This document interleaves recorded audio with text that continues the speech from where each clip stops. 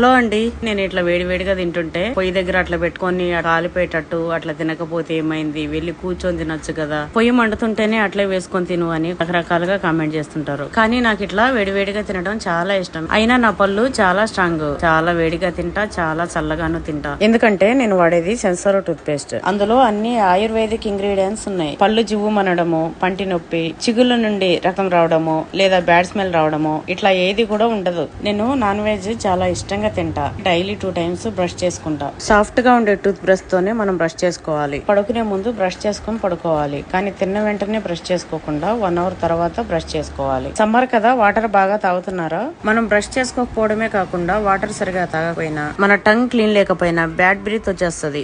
Tongue clean చేసుకోవడం వల్ల taste senses అనేది బాగా తెలుస్తాయి. మీకు ఇవి కావాలా? ఇప్పుడు వాళ్ళ దగ్గర చాలా ఆఫర్స్ ఉన్నాయి. పేస్ట్ కొంటే 6 బ్రష్లు 4 టంగ్ క్లీనర్లు ఫ్రీగా ఇస్తున్నారు. క్యాష్ ఆన్ డెలివరీ ఉంది. ఇంకెందుకు ఆలస్యం, లింక్ ఇచ్చా చూడండి.